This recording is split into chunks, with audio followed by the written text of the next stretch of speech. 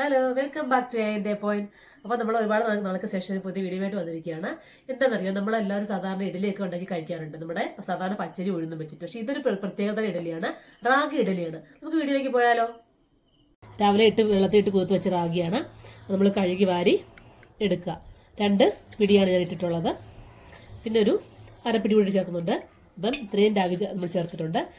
അതേ സെയിം അളവിൽ തന്നെ നമുക്കിനി ഇതിലേക്ക് നമ്മുടെ പച്ചരി ഉണ്ടല്ലോ, പച്ചരി ഉഴുന്നും കൂടി വെള്ളത്തിൽ ഇട്ട് കുത്തി വെച്ചിട്ടുണ്ടായിരുന്നു, മിക്സാക്കി ഇതേ സെയിം അളവിൽ അതുകൂടി നമ്മൾ ഇതിലേക്ക് ചേർത്ത് കൊടുക്കാം.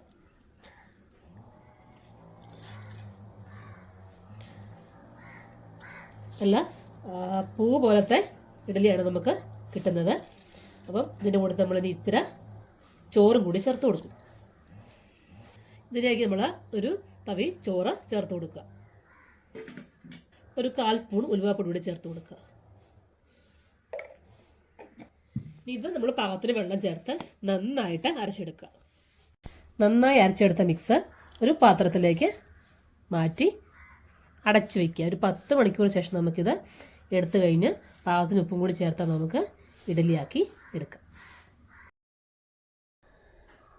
അപ്പം നമ്മൾ 10 മണിക്കൂറിന് മുന്നേ അരച്ചു വെച്ച നമ്മുടെ റാഗിയും ഉഴുന്ന് പച്ചരി എല്ലാം കൂടി നമ്മൾ രാവിലെ എടുത്തപ്പോൾ നന്നായിട്ട് പൊങ്ങി വന്നിട്ടുണ്ട്. നമുക്കിതിലേക്ക് പാകത്തിന് ഉപ്പിട്ട് കൊടുക്കാം. അപ്പോൾ ഉപ്പിടാണ്ടാണ് നമ്മൾ തലേദിവസം അരച്ച് വെക്കുന്നത് കേട്ടോ. നമുക്ക് രാവിലെ എടുക്കുകയാണെങ്കിൽ ഞാൻ തലേദിവസം സന്ധ്യ ആകുമ്പോൾ അരച്ച് വയ്ക്കും. ഇതിന് ശേഷം നമ്മൾ രാവിലെ ഉപ്പ് ചേർത്ത് ഇട്ട് ഇളക്കി എടുക്കുവാണ്. നന്നായിട്ട് പൊങ്ങി വന്നിട്ട് നമുക്കിതിന് ഇളക്കി യോജിപ്പിക്കാം. നന്നായി ഇളക്കി വെച്ചു. ഇനി നമുക്ക് അതിലേക്ക് ഇഡ്ഡലിയുടെയൊക്കെ തട്ടിലേക്ക് നല്ലെണ്ണ തൂത്ത് കൊടുക്കുക. നല്ലെണ്ണ വേണം ഉപയോഗിക്കാനായിട്ട്, അല്ലെങ്കിൽ പിന്നെ ഇല്ലെങ്കിൽ സൺഫ്ലവറിൻ്റെ ഓയിൽ ഉപയോഗിക്കുക കേട്ടോ.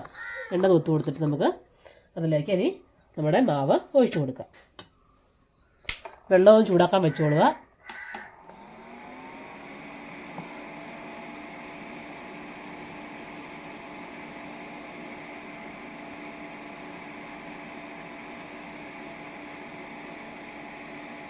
ഇനി അടുത്ത തട്ട് ഇതുപോലെ എണ്ണ തൂത്ത് കൊടുത്ത് നമുക്ക് വയ്ക്കാം.